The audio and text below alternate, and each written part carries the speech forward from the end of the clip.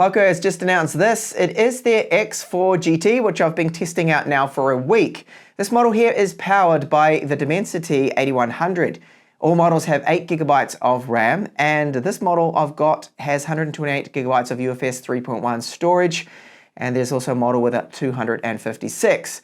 It has 67 watt fast charging, a 5080 milliamp hour battery, and the screen, it's 6.6 inches, an IPS screen with a 144 Hz maximum refresh rate. The camera in the cutout is 20 megapixels. Our rear main camera is 64 megapixels with an 8 megapixel ultra wide, and sadly they are still giving us the 2 megapixel macro sensors. We've got that if you ever wanted to take a lower quality macro photo. So in this review, I'll go over it in depth. I'll let you know all the pros and the cons now in my time of using POCO's X4 GT. Inside the box, you'll find a Type A to Type C cable. Our charger, it's 67 watts. Now the charge time is normally around about 40 minutes. SIM tray tool and a little bit of paperwork here. So we have a quick start guide, few other things, and a clear TPU case. Of course, coming from the manufacturer, this case does fit the X4 GT perfectly. The X4 GT's build is plastic. The back of it, the frame around the outside, and even the camera housing. A side always-on capacitive fingerprint reader. Now, I just demonstrated that it does unlock really quick. I've had no problems with it. It's accurate. It's typical Xiaomi. So the phone's weight is 200 grams. The thickness of it is about 8.9 millimeters. Plastic volume button, and in hand it does feel good. No real problems with it at all. And you'll notice too that the top and bottom bezel and the chins aren't the slimmest. Now the camera in the front here, that's 20 megapixels. Down the bottom you'll find a loudspeaker, Type-C port, microphone, and the SIM tray. Well, it does take, as you'll see here, 2 nano SIMs. So these nano SIMs mean that, well, there is actually no room for a micro SD card. Sadly, that is not supported with this phone. Then up top we have an IR transmitter, secondary loudspeaker, and a 3.5mm headphone jack. The X4 GT has a very average IPS panel in it.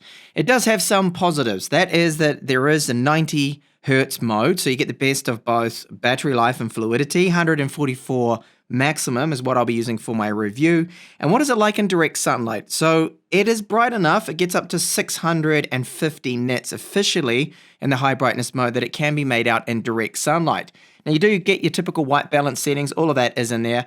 Touch response is 270 Hz, and I do find it to be good. And it does respond really quick, so no problems with that. It's just that you can see around the cutout notch some darker, dimmer pixels. Now the phone does come with MIUI 13.0.1. I'm on the latest firmware for this review. So this is MIUI for POCO with POCO Launcher. It does have an Android security patch level of the 6th of June. The performance is good. So with gestures, no problems detecting my gestures. I'm not really experiencing any lag with it. The only thing is that sometimes when I do unlock it or do anything demanding, I occasionally see a little spinning icon that does pop up in the middle there, which is frustrating. So that is a moment of lag. But the toggles, bringing those down, no lag there, and with notifications, the performance in general is very quick and snappy. One thing they have not toned down on, and that is the bloatware. You get quite a lot of junk pre-installed as soon as you power it up. This phone, you can see games, other applications. Now I did end up uninstalling over 2 gigabytes worth of garbage here. So I do hope in the future they can tone down on this. It's not really good to see at all. Now the battery times here for charging the 5080 milliamp hour battery, they're good. 40 minutes, 67 watt charging to go from 14 to 100%. I don't think that's a bad score. Anything that is under 1 hour is good for me. That's quick. So battery run time, this is the fixed benchmark I do with PC Mark. Got 11 hours and 26 minutes at 144 Hz. That is not an amazing result. Real world use at 144 Hz screen refresh rate, you're looking about 6.5 to 7 hours only. The battery life is not amazing. Standby drain, there is a little bit. I'm losing about 6 to 7% overnight. So it's not amazing there either. The Antutu score is not bad at all, so this score is very similar to that of the Snapdragon 870. So a nice powerful GPU, good for gaming. This is the Geekbench 5 score, another score that is similar to the Snapdragon 870. And it's a solid score for the price of this phone, not bad at all. So it does have a widevine level 1 cert.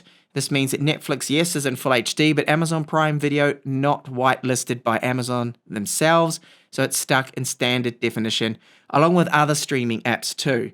We do have a Camera 2 API. Now, because this is a MediaTek Power phone, you may have trouble getting that Gcam port that you want. Open Camera will also work on this model. Finally, it does have the safety net status pass that we want. NFC's on board, so banking applications will work on the X4 GT. Audio quality now. So we've got noise cancelling with our voice calls. Voice calls do sound fine. And yes, this 3.5mm support. The sound output is loud, it's clean, sounds good to my ears. We do have dual loudspeakers on board with this model here. They don't sound amazing, they're quite tinny, and hardly any bass. Here's a sample of them at 100% volume.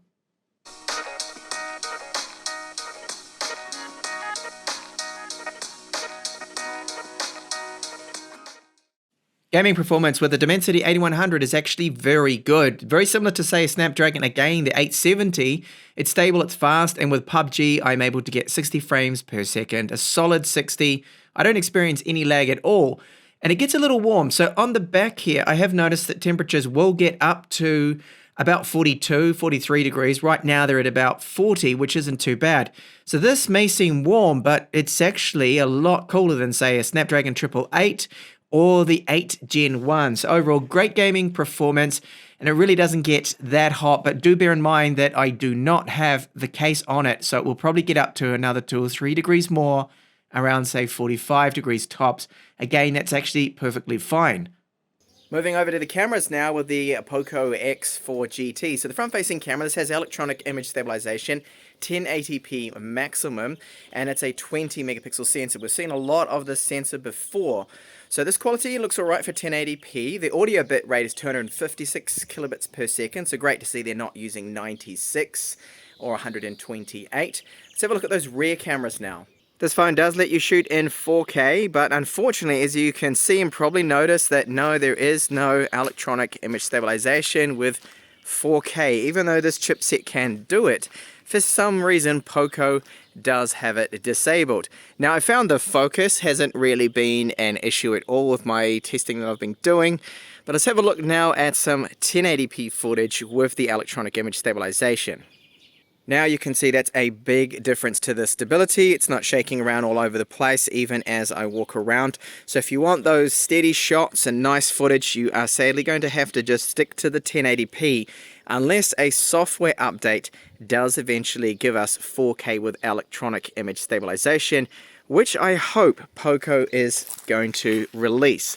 And the ultra-wide, this certainly is the weaker camera. Like we're seeing before with Xiaomi phones when they use this 8 megapixel sensor, 1080p is the maximum resolution. When you pan around, you sometimes see a few judders, but it's not too bad here because of that lower resolution. So electronic image stabilization, but no 4K option with the ultra-wide, sadly. Over to our camera. So I've noticed the selfies can sometimes look a little white or skin smoothing, even though I've got the beautifying off. This is a portrait shot at the moment. And this one lacking a little bit of detail here too with the main camera of this flower. My cat here, Vera, the shot's alright, but again, it's not the sharpest I've actually seen out of some cameras. This one here is the portrait mode of my daughter, and the stitching seems to be alright with that, no complaints with that photo. Daytime photos here with good light do come out excellent, as you'd expect. Most phones can do this, not really a problem. The ultra-wide, however, lacking some detail. It looks a little blurred and quite soft. Here's a low light standard photo. Then with our night mode, you can see it does sharpen it up a little bit. And again, outside, this is the night mode off. And now with the night mode on, there's a lot of like blurriness to it. Doesn't look amazing. So the low light performance out of the X4 GT, I do find to be quite disappointing. Look at all that noise. It's very pixelated, blocky parts to it. No, it's just not great. So that is the POCO X4 GT. What are the things I like about it? Well, the Dimensity 8100, very good chip, very potent, fast, and the thermals seem to be pretty good. They're a lot better than the Qualcomm counterparts. It can get quite a bit hotter than what I'm seeing gaming, say PUBG or Genshin Impact. So we do have a main 64 megapixel sensor that can take some good photos, however no optical image stabilization. You do get that, however, with the POCO F4, but I don't currently have a review unit for that, so I can't really say much about it, but it should take better low light photos than the X4 GT. So we've got 67 watt charging, which charges in around 40 minutes. That's great. The 3.5mm headphone jack, also another positive there, and the dual loudspeakers with it. 8 gigabytes of RAM and the UFS 3.1 storage. The things I don't like about this model, well, we have a 2 megapixel macro camera. The ultra wide camera is a bit of a weakness there. It's not very detailed at all, can't shoot 4K. And then the 4K video from the main sensor, it doesn't have any electronic image stabilization, which is a real shame. They need to enable that, POCO. It's just a software thing because the hardware does support it and the sensor does there too. It doesn't have micro SD card support, and it's an IPS screen, which means around the cutout of the camera there, you can see slightly dimmer pixels around the edges. It's not uniformed color like we would get if it did have an AMOLED screen. So there we go. That is the full story of POCO's X4 GT. Thanks a lot for watching this review. Do subscribe for more, and I hope to see you in the next one. Bye for now.